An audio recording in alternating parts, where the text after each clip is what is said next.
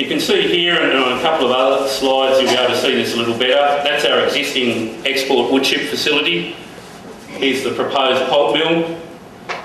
The project simply entails a conveyor belt from that export wood chip facility up to the pulp mill for the intake of those wood chips. So instead of those wood chips being loaded onto vessels and shifted offshore to a pulp mill, they would go into a pulp mill here within Tasmania to produce product. This is a little better understanding of the project. The project entails a dedicated wharf facility which would actually serve to import construction material and also some raw chemical material that you need for the pulping process, but then also export the pulp from the facility here. You can see here, again, the wood chip facility. This is actually an existing power station here, and this is the pulp mill site. It's a heavy industrial zoned facility and been that way for about 15 years. This wood chip area has been here for about 30 years. The power station's been there for about the same. Just to the north of here, and you can start to see it just coming into the picture, is the heavy industrial zoning of the Bell Bay estate. It really is the key industrial zone in Tasmania. It involves, as I said, the thermal power station, an electricity substation, an aluminium smelter, an aluminium powder plant, a ferro alloy smelter, the two wood chip mills that we were looking at there, a major port facility, a municipal landfill, and a municipal sewage treatment plant. So this facility here has been chosen in terms of its location, one because it's obviously next to our chip mill, and that's the source of the raw material, but it's within this heavy industrial zone, and all of the benefits in terms of infrastructure within that zone. You can see heavy duty power lines here that we need to connect into, existing railway infrastructure, and that's of importance for the supply of wood to the site.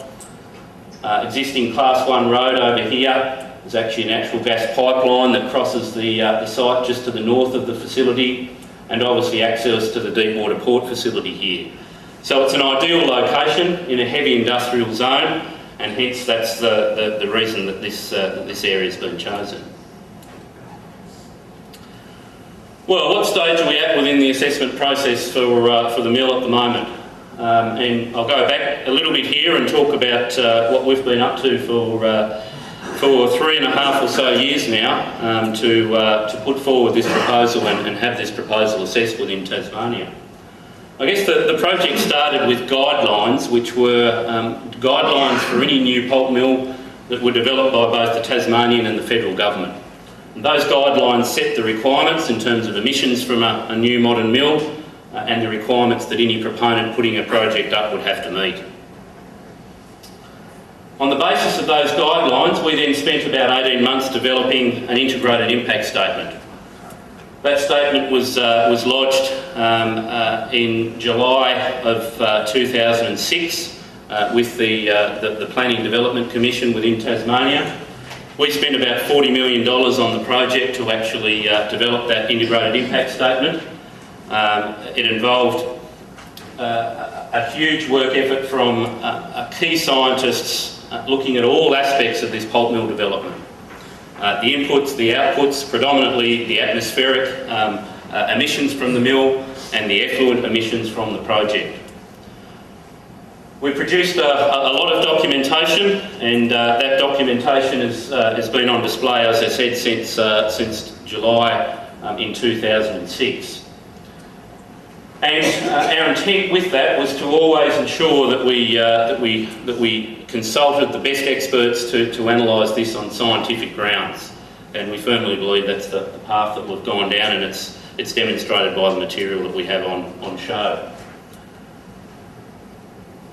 The project has been under public scrutiny for about 2.5 years. During the various processes thus far, we've had about 150 days of public consultation. We've considered about 1,000 formal comments and submissions on the project. We've submitted further information in February 2007 to meet the requirements of the Planning Commission that had asked us for some further information to clarify particular aspects of the project. All of this material has been taken into account in the process thus far. Going back to March of this year, on the back of the planning process within Tasmania that Gunn's had been working in for about 3 years at that point in time, and the inability of that planning process to give us any understanding of when this project would actually be assessed, when would the assessment of a project come to a final point. We had no confidence in whether that would be 6 months or 12 months or another 5 years. And for that commercial reason, our company made a decision to withdraw this project from Tasmania.